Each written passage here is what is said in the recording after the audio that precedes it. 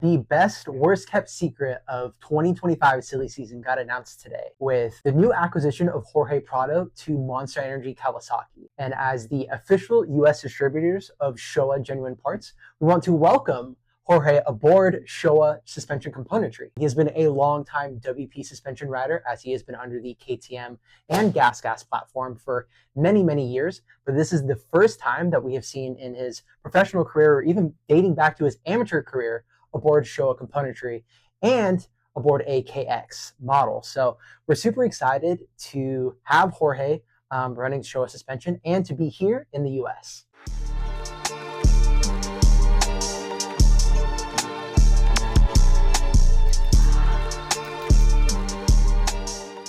Yeah, I'm excited, man. That's aluminum frame. What a difference. And Japanese Showa suspension. So very big contrast from what he has been riding. Not saying one is better than the other, but what a cool experience for him to go from one well-refined, great KTM or gas now to the Kawasaki's. And speaking of Gas, he ended that relationship on a high note, winning his second MXGP world title in his home country of Spain. He had all his friends, all his family, and of course, all of the Spanish fans on hand to congratulate him on another amazing feat. Not only is he a two-time MXGP world champion, but he is also a two-time MX2 world champion. So both 250, 450, Jorge has found great success on both platforms. And I think him switching to the US, it's going to be something very similar. I'm not saying he's going to win championships and race wins right off the bat. I think in pro motocross, there is a very high potential for that. Last year, when he came over and raced for the Twilly Designs Red Bull Factory Racing Gas team, his best finish was a 7th. He also snagged a heat race win in the mud in San Francisco, but he also posted results right around the top 10. Some just in the top 10 and some just out of the top 10. But him coming over and having maybe a little bit more time to prep for Supercross, we might see some great results from the Spanish rider. Yeah, man. I mean, from the recap you did of his history that you just laid out, that's very impressive because he's had very deep competition over in the MXGP series for quite a while. So for him to have those finishes, that says a lot about him as a rider. With that in mind, what type of contract did Kawasaki offer him? This is probably the biggest contract that we have seen in recent memory. The only one that really stacks up, in my opinion, was when Ken Roczen switched from the RCH Suzuki to HRC Honda. Obviously, that was another one of these best worst kept secret scenarios where we already kind of knew where he was heading into the 2017 season. I think that contract was roughly 3 years, and I don't know a dollar figure, but I would assume a multi-million-dollar contract. Somewhat a little bit different though, as in we believe this is a 3-year contract with a 4-year option as well.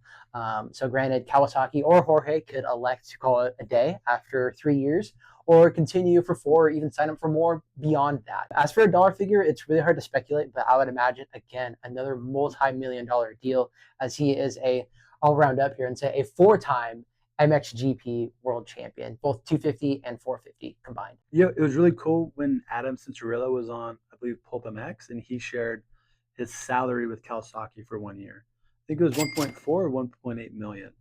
And Cowie has a history of signing big name riders that they feel very confident in terms of who they're hiring and how good they're going to be. For instance, Ricky Carmichael, James Stewart, Ryan Villapoto, like they pick people that they believe are going to win championships for them for the foreseeable future. Yeah. Eli Tomac as well. Yeah, shit, my bad. Yeah, sorry, Eli.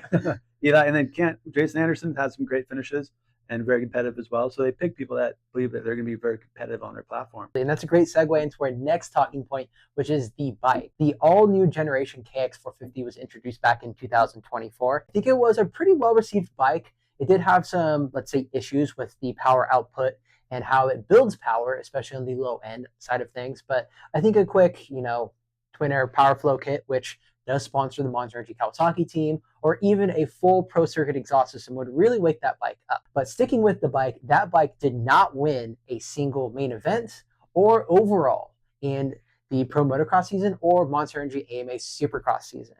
So where do you think they're heading in the direction of the bike for the now number 70 Jorge Prado? When we were doing our race recaps during the motocross season, there was a few times I pointed out that I thought Jason Anderson's bike looked really, really good. I assume it only gets better. I know here at Ride GBI, we're always testing, tuning, and developing and figuring out how do we improve upon the settings we currently have. And we have to do that among all the brand bikes. Mm-hmm. With that just being Kawasaki, I like to think with their resources they have and the amount of talent they have to help develop bikes, they can get along pretty quick. And we took a moment to look up the stature of the different riders. And Jason Anderson, Adam, and Brock Tickle are all around 6 feet for their height, and all around the 150 to 165 pound weight range, which is really good for your test riders because you have a similar physique. Doesn't mean they all ride the same, but at least you're not doing different spring rates, heights, and weights where maybe the feedback isn't very apples to apples. Jorge Prado looks to be a little bit shorter and a little bit lighter, but not, I'd say, wildly enough. So what I'm getting at is hopefully what they've been working on developing in-house will be a great platform for Jorge to start off with and then be able to fine tune to his own personal preferences. And to go along with the bike, I think this KX450 platform will be around for pretty much the entire tenure that Jorge will be with Monster Energy Kawasaki. We saw the last generation KX450 run from 2019 to 2023. Yeah. And if we're following the course of history, we could see Jorge run the same platform bike for multiple years. Granted, we may be getting a little bit ahead of ourselves, but we're just kind of looking into the future and seeing the potential that both Kawasaki and Jorge have starting off this new marriage or relationship between the two. As far as Showa componentry, what do you think Jorge will run? Do you think they will mess with the BFRC shock at all? Or will they kind of just set that to the side and say, you know what, we've already kind of tried that with our other tried and true riders. Let's go ahead and set that to the side and start off with your typical and standard shock. Well, we know up front for the forks it's going to be their Showa A-Kit 49mm spring fork. So we can really check that off on the list. But yeah, in regards to the rear shock, I would think they stick with the traditional Showa A-Kit Kawasaki shock that we commonly see, not the BFRC, unless they've recently had a really big improvement in terms of technology, design, and or setting. I feel like that improvement has to be really big because for the rider, he doesn't feel it's that much as an advantage. We got to take into account the mental aspect of the rider being like, why am I the only one with a shock that looks wildly different than anybody else's shock? So again, I think it has to be so good to where even the rider goes like, sweet, this is an advantage. If it's just equal in performance, then man, I feel like the safe bet is just going with the traditional shock. So that way the rider doesn't have any second guessing about it. But yeah, I think it would just be their Showa 50mm piston, 18mm shaft. Again, this is their beautiful A-Kit shock, which we got a lot of great information now on our Ride JBI website since we've become the Showa distributor for the US. And yeah, he's going to have some great equipment underneath him. Let's transition a little bit into the Showa products that we offer here at Ride JBI. So if you like the look of Jorge Prado's bike, or even Jason Anderson's bike, the Lawrence brothers' bike, pretty much any bike with Showa componentry, we can pretty much make your bike look the exact same with both Kashima-coated upper tubes, the same emerald-treated lower fork tubes as well. There's also billet axle brackets or axle holders, whatever you want to call them, up on the Ride JBI website. Some items are not in stock here at the HQ, but they come in roughly a few weeks. So not a huge lead time on that. And of course, we have our JBI spec settings to go along with that. Yeah, everything we sell for Showa A-Kit is going to be JBI spec. So meaning any kit suspension you buy from us, we're going to take it in and then we're going to customize that specific to you. Not implying that the settings that they come out aren't ideal, but they can always be improved. And by that I mean built custom to the specific rider where they're riding, the riding type, and the riding ability. So we look forward to helping a lot of people with that. And then if you want to go a more cost-effective route, we have some very highly performing and competitive JBI spec settings and hardware for your stock Showa suspension as well. So however you want to skin this cat, we got multiple ways. So I see he's going to be in Fox gear, man. And recently Webb just went to Fly, so we got some new signings going on. Is this a big signing for Fox? Is it just Fox saying, hey, we need somebody else? What do you think Fox is looking for out of this relationship? I think this is huge just because Ken Roczen, who has been the staple athlete for Fox Racing, is getting towards the end of his career. And I think they're looking for someone to kind of fill the shoes of Ken Roczen when he Another retires. Worldwide athlete, too. Exactly. Another worldwide athlete, another European athlete. Fox has a history of collecting these athletes, a la Roczen, now Prado. They also have Joe Shimoda as almost a head-to-toe athlete. Shimoda still runs Scott goggles. But one thing I noticed was I was getting James Stewart vibes. Green bike, pink gear. Jorge is wearing a kit called Impression. The inspiration for the Impression kit was taking Jeff Fox's fingerprint and actually putting it on the gear itself. Figure impression. Exactly. So That's a lot cool. of people think this gear, which is part of the Fox Racing MX25 catalog, is zebra print, but it actually is Jeff Fox's fingerprint, who is the founding father of Fox Racing. So super cool tie-in to have Jorge be aboard the team, pink gear, and which he is known for, and have Jeff Fox's fingerprint on the gear as well. What are your realistic expectations for Jorge Prado's first full year Supercross series? Just Supercross, not outdoors.